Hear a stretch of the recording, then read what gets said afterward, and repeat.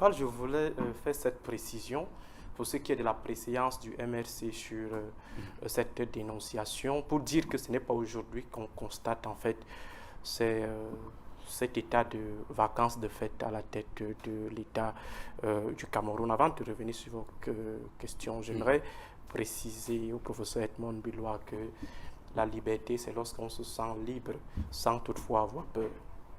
On se sent libre sans toutefois avoir peur. Ça signifie que... Non, écoutez, nous avons effectivement peur. De quoi? Effectivement, nous avons peur. De quoi? Vous vous souvenez de la gifle d'un colonel au philosophe sri-lankais? Vous vous souvenez quand même? Je ne m'en souviens pas, je ne l'ai pas vu. Ah, ok. Bon, en tout cas, vous avez donc l'information. Mais vous croyez vous avez l'information. Maintenant, vous avez eu la sanction infligée injustement à Ségric Nofélé. Vous vous souvenez quand même de ça?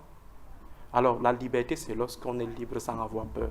Mais du moment où, à chaque fois qu'on doit prendre la route pour venir à une émission, on se demande toujours, est-ce qu'on va ressortir de là sans problème? Lorsqu'on sait bel et bien que l'apiculteur ou le ministre de l'apiculture est toujours aux aguets pour voir quel dérapage peut être fait sur le plateau. L'apiculture. Ministre de l'apiculture? Il n'y a pas un tel ministre au gouvernement. C'est lui qui est chargé des colonies d'abeilles. Effectivement, parce que sur des problèmes un peu plus cruciaux comme ceux liés au Covid, tout simplement à Olembe Gate, on ne voit pas la colonie d'abeilles se déployer. Le moins cher, c'est tout simplement des opposants.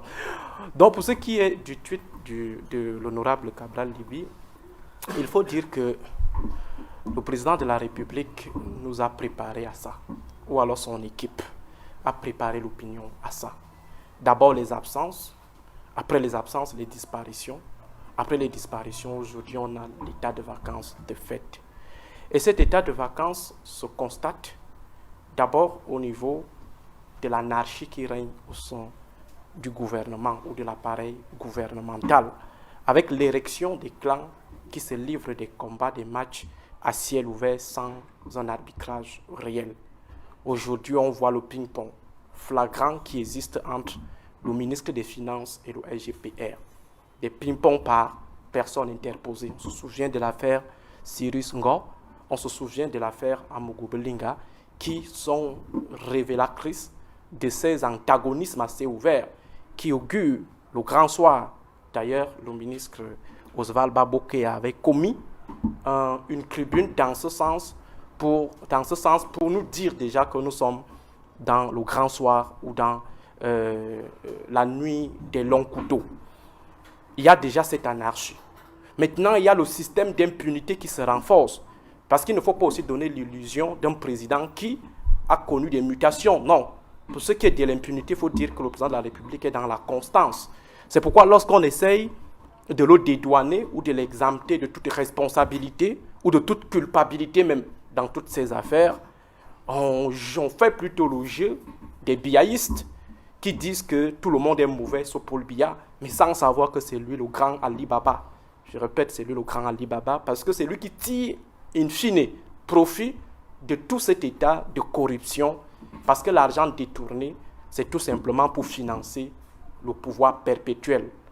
À travers d'abord cette liberté qui est donnée aux turéféraires de manger les arachides à leur petit niveau et de laisser le patron tranquille, ça fait en sorte que personne ne peut avoir les prétentions présidentielles parce qu'il sait qu'à son petit niveau, il peut grignoter les arachides. Il y a également l'argent qui est réinvesti dans les circuits d'endormissement du peuple ou de corruption du peuple à l'occasion des élections présidentielles. Vous voyez des déploiements des budgets par des apparatchiks.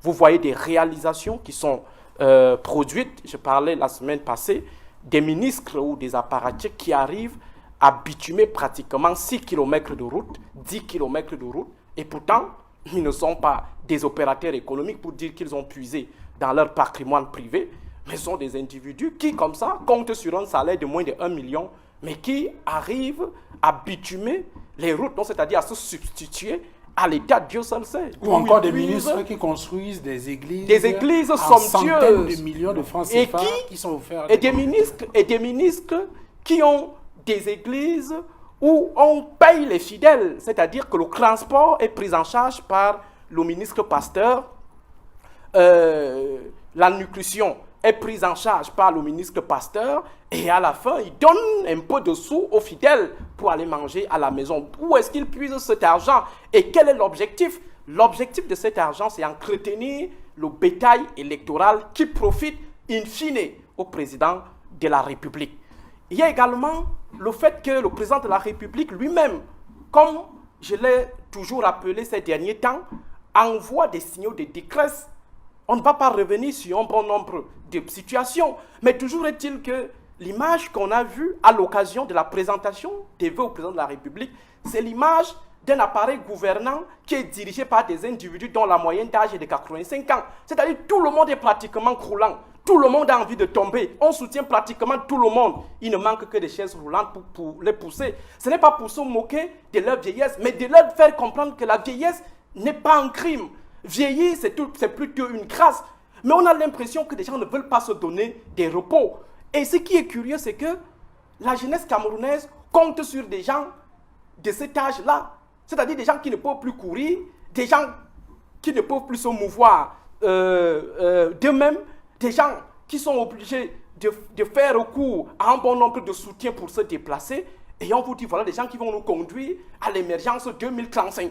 Et il y a des individus d'un certain âge qui se lèvent pour appeler ces gens à une éventuelle, à une autre candidature en 2025. Et moi, je me pose toujours la question pour ce qui est du président de la République, que fait finalement sa femme? Est-ce que l'épouse du président de la République l'aime? Parce que moi, à la place de la première dame, j'ai un mari de 90 ans qui a déjà des problèmes de déplacement, qui envoie des signaux de détresse. Je dis tout simplement à tous ces renards qui tournent autour de lui, qui passent tout leur temps à lui dire comment est-ce qu'il a une belle voix, comment il a un beau plumage, pour qu'il lâche le fromage et ils s'en saisissent. Il devrait leur dire, arrêtez cette roubladise avec mon mari. Cherchez plutôt notre client au lieu de continuer à le traîner à gauche et à droite. Donc, je suis tout à fait d'accord avec le tweet de Cabral Libi qui pense effectivement qu'il y a une vacance de fait. Le président de la République n'est plus avec nous, bien qu'étant parmi nous. Monsieur Paul Biya est là, mais le président de la République n'est pas là. Donc, attendez, parce qu'il y a souvent des fausses interprétations.